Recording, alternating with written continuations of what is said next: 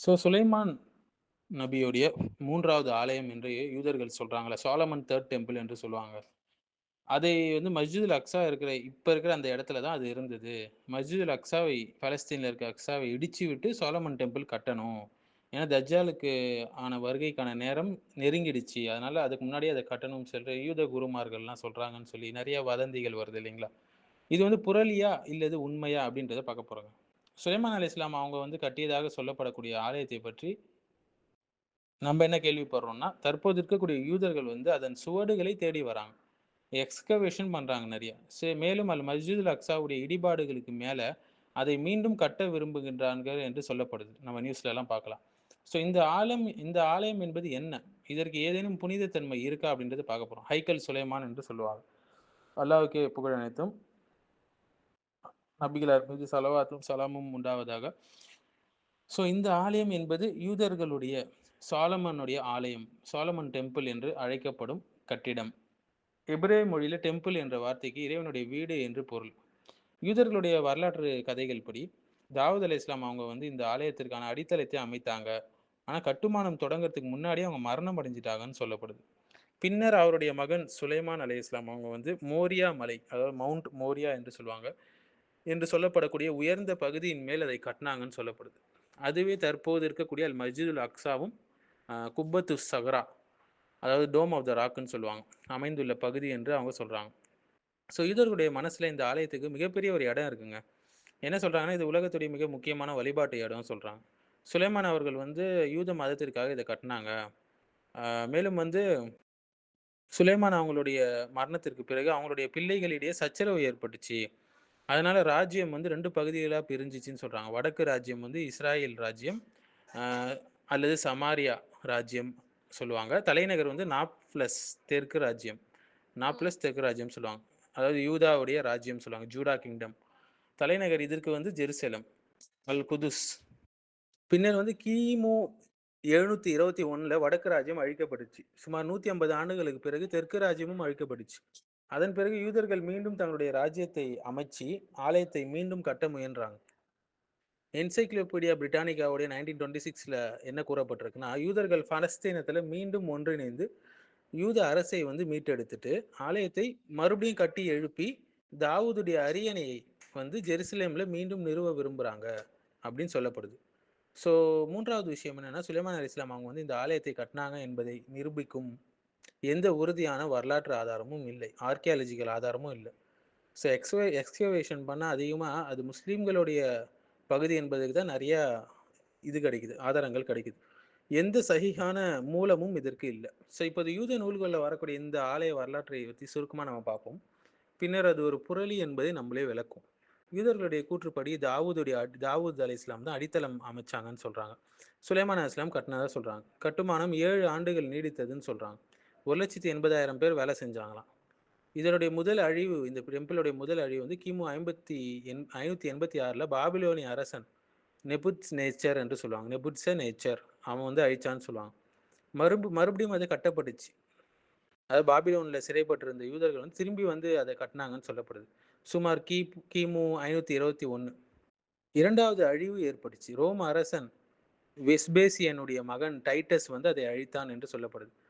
நினைவு சின்னங்கள் பார்த்தீங்கன்னா, நினைவு சடங்குகள், யூத ரப்பிகள் ஆலயத்தை மறக்காமல் இருக்கிறதுக்கு, பிறப்பு, திருமணம், அவங்களுடைய மரணம், வீடு பூசறது போன்ற நிகழ்வுகள்ல ஒரு நினைவு சடங்காக இத வச்சிருக்காங்களாம் இன்னைய வரைக்கும். அழிக்கப்பட்ட ஒரு விஷயம், அதுக்கு கவலைப்படுறது. ஏற்கனவே பார்த்தோம் 521ல தான் திரும்பி வந்து யூதர்கள் அத கட்டுறாங்க. பாபிலோனிலிருந்து சிறைப்பட்டிருந்த யூதர்கள். சரிங்களா? இப்ப என்ன பார்க்க போறோம்னா, ஆ ஆப் மாதத்துல 9ஆம் நாள் தான் ஆலயம் வந்து அழிக்கப்பட்ட நாள் என்று அவங்க கருதுறாங்க. ஆண்டுதோறும் இதை கருதி நோன்பும் வைக்கிறாங்க அவங்க. ஃபாஸ்டிங் வைக்கிறாங்க. கிபி 135ல ஹேட்ரியன் காலத்துல நகரம் முழுமையா அழிக்கப்பட்டதா சொல்றாங்க. யூதர்கள் வெளியேற்றப்பட்டாங்களாம் அப்போ. இப்ப புதிய நகரம் வந்து ஈலியா கேப்பிட்டோலினா என்று பெயரிடப்பட்டதா சொல்றாங்க. கிறிஸ்தவ காலம் வந்து கிபி 313ல கான்ஸ்டன்டைன் ராஜா கிறிஸ்தவத்தை ஏற்றார். இப்ப தேவாலயங்கள் கட்டப்பட்டுச்சு. ஆலய இடம் வந்து குப்பை மேடாக மாற்றப்பட்டது. 19ஆம் நூற்றாண்டுக்கு பின்னர் யூதர்கள் மீண்டும் ஜெருசலேமை நினைவு கூறத் தொடங்குனாங்க. ஜியோனிஸ்ட் மாநாடுகள் நடத்தப்பட்டுச்சு. 1897ல வந்து ஃபாசல் மாநாடு தியோடர் ஹெர்சல் தலைமையில் நடந்தது. சுவிட்சர்லாண்டில். ஸோ பாலஸ்தீனத்தில் யூத தேசம் அமைக்கணும், ஆலயத்தை மறுபடியும் கட்டணும் என்ற நோக்கத்தோடு அது நடைபெற்றது. யூதர்களுடைய முக்கிய கூற்றுகள் என்னன்னு பார்த்தீங்கன்னா, வெயிலிங் வால் சொல்லுவாங்க, புலம்பக்கூடிய சுவர் என்று. இதுதான் ஆலயத்துடைய சுவரை மிஞ்சி இருக்கக்கூடிய சுவடுன்னு சொல்கிறாங்க. அதில் அக்ஸா பள்ளிவாசல் வந்து ஆலயத்தின் மேல் கட்டப்பட்டிருக்குது. ஆகவே அக்ஸாவை இடித்த பிறகுதான் ஆலயத்தை கட்ட முடியும் என்று சொல்லாங்க. உலகின் மிகப்பெரிய புனிதமான இடம், சென்சிட்டிவான இடம், அது இடிக்கப்பட்டால் நிறைய பிரச்சனைகள், போர்கள் வரலாம். அடுத்தது வந்து சுலைமான் அலைஹிஸ்ஸலாம் அவங்களோடு இந்த ஆலயத்தை இணைப்பது வந்து தவறு என்பதை காட்ட பல ஆதாரங்கள் இருக்குங்க. குரான்ல ஆலயம் என்ற குறிப்பே கிடையாது. குரான்ல தாவூத் அலைஹிஸ்ஸலாம் பத்தி வருது, சுலைமான் அலைஹிஸ்ஸலாம் பத்தி வருது, பெல்கிஸ் அரசி பத்தி வருது, எறும்பு பத்தி வருது, ஹூது பறவை பத்தி வருது, ஜின் பத்தி வருது, எல்லாமே வருது. ஆனா இவ்வளவு முக்கியமானதாக இருந்திருந்தா கண்டிப்பா இந்த ஆலயத்தை பத்தி குரான் பேசியிருக்கும்ல. பேசலன்னா அப்போ அங்க சந்தேகம் வருது. யூத நூல்களை நம்ப முடியாது. இந்த ஆலய கதை முழுவதும் யூத நூல்கள்ல மட்டும்தான் இருக்கு.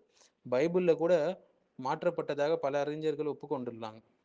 அதுல சேர்த்தல், நீக்கல், திருத்தம் நடைபெற்றிருக்கு. ஸோ மேரிஸ் புக்கையில் என்ன சொல்றாருன்னா, சாமுவல் மற்றும் கிங்ஸ் நூல்ல வந்து வரலாறும் புரளிகளும் கலந்தவை அது. பிழைகள் நிறைய இருக்கு. ஸோ ஒரே சம்பவம் பலமுறை வருது.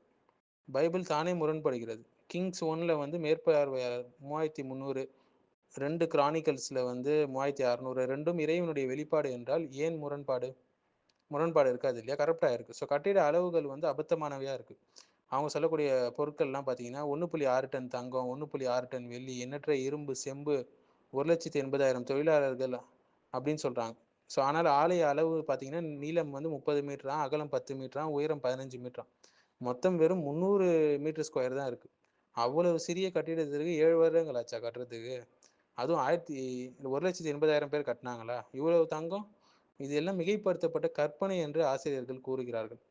ஸோ யூதர்களுக்குள்ளேயே இடம் பற்றிய கருத்து வேறுபாடு இருக்கு. சிலர் வந்து நாப்லஸ், சிலர் வந்து ஜெருசலேம் வடப்பகுதின்றாங்க, சிலர் டான் மலையில அது இருந்தது என்று சொல்றாங்க. இதுவே உறுதியான ஆதாரம் கிடையாது. அவங்களே முரண்படுறாங்க. ஸோ முழுமையாக அழிக்கப்பட்டதாகவே அவர்கள் சொல்றாங்க. கிபி 70ல வந்து ஜெருசலேம் முழுமையாக அழிக்கப்பட்டுச்சு அப்படின்னா 2000 ஆண்டுகள் கழித்து அதை தேடுவது அர்த்தமற்ற ஒரு விஷயம் இல்லைங்களா? அல் அக்ஸா வந்து இப்ராஹிம் அலைஹிஸ்ஸலாம் அல்லது யாக்கூப் அலைஹிஸ்ஸலாம் கட்டினாங்க என்று சொல்லப்படுது. முதல்ல மஸ்ஜிதுல் ஹராம் கட்டப்பட்டது, பிறகு 40 ஆண்டுகளுக்கு பிறகு மஸ்ஜிதுல் அக்ஸா கட்டப்பட்டதுன்னு ஹதீஸ்ல வருது. இதனால் அல் அக்ஸா வந்து சுலைமான் காலத்துக்கு நூற்றாண்டுகளுக்கு முன்பே இருந்ததுன்னு தெரியுது.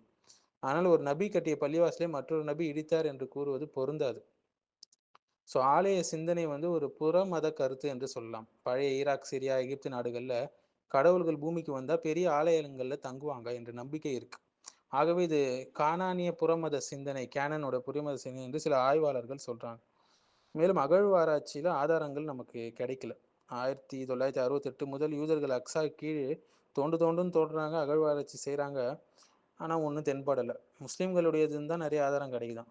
ஆர்கியாலஜிஸ்ட் இஸ்ரேல் ஃபிங்கல்ஸ்டீன் என்ன சொல்றாருன்னா, ஆலயத்திற்கான எந்த ஆதாரமும் எங்களுக்கு கிடைக்கல. அப்புறம் கார்டன் பிரான்ஸ் என்ன சொல்றாருன்னா, ஆலயம் எங்கே என்று யாருக்கும் தெரியாதுன்னு சொல்றாரு. புராக் சுவர் பற்றிய கூற்று யூதர்கள் வந்து வெயிலிங் வால், எங்கள் ஆலய சுவர் என்று சொல்றாங்க. ஆனால் 1930ல் சர்வதேச ஆய்வுக்குழு என்ன சொல்லுதுன்னா, அது முஸ்லீம்களுடைய உரிமை என்று நிரூபிச்சிச்சு. அதற்கான டாக்குமெண்ட்ஸ்.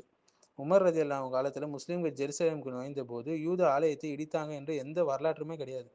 சுலைமான் கட்டியது அல் மஸ்ஜிதுல் அக்ஸா தானே தவிர, வரலாற்று ஆசிரியர்கள் போன்ற இப்னுல் இப்ரி சொல்றாங்க சுலைமான் தனது ஆட்சியின் 4வது ஆண்டில் பைதுல் மக்தஸை கட்டின தொடங்கினாங்கன்னு சொல்லப்படுது. ஸோ ஆலயம் இருந்திருந்தாலும் முஸ்லீம்களுக்கே அது அதிக உரிமை. ஃபார் எக்ஸாம்பிள் இருந்தாலும், ஏன்னா தாவூத் அலைஹிஸ்ஸலாம், சுலைமான் அலைஹிஸ்ஸலாம் 2 பேரும் அல்லாஹ்வுடைய நபிமார்கள். முஸ்லீம்கள் தான் அவங்கள வந்து முழுவதுமாக நம்புறாங்க, எந்த ஒரு திரிப்பும் இல்லாமல். ஆனால் யூதர்கள் வந்து அவங்களை வெறும் அரசர்களாக பார்க்குறாங்க. அவங்கள பற்றி நிறைய தவறாகவும் சொல்லியிருக்கிறாங்க அவங்க வேத நூல்களில். ஸோ பாபிலோன் சிறைக்கு பிறகு கதைகள் சேர்க்கப்பட்டிருக்கலாம்னு சொல்லி சிலர் சொல்கிறாங்க. பைபிளில் பார்த்தீங்கன்னா பாபிலோன் சிறை காலத்தில் எழுதப்பட்டது என்று சொல்லப்படுது. அதனால் யூதர்களை ஜெருசலேமுக்கு மீண்டும் இழுக்க ஆலயம் பற்றிய கதைகள் உருவாக்கப்பட்டிருக்கலாம் என்று சொல்லப்படுது. ஸோ இந்த அனைத்து ஆதாரங்களும் வச்சு பார்த்தோம்னா சுலைமான் ஆலயம் என்பது ஒரு புரளி, ஒரு மித் என்பது நமக்கு தெரியுது. பைபிளுடைய ஆசிரியர்கள் உருவாக்கிய கதை என்பதை காட்டுகின்றன என்று நம்ம சொல்கிறோம். அல்லாஹ் ஆலம், அல்லாஹ் உண்மை அறிந்தவன். யூதர்களை ஜெருசலேமுடன் இணைக்க அரசியல் மற்றும் மத நோக்கங்களுக்காக இந்த கதையை உருவாக்கியதாக சொல்லப்படுது. உலமாக்கள் அப்படி சொல்றாங்க. மேலதிக தகவல்களுக்கு வந்து அல் ஹைக்கல் அல் மஅசூம் பைனல் வஹம் வல் ஹகீகா என்ற புத்தகத்தை படிங்க. நக்தல் மசாயிம் அல் சுஹ்யூனியா பி ஹைக்கல் சுலைமான் என்ற நூலையும் நீங்க படிங்க.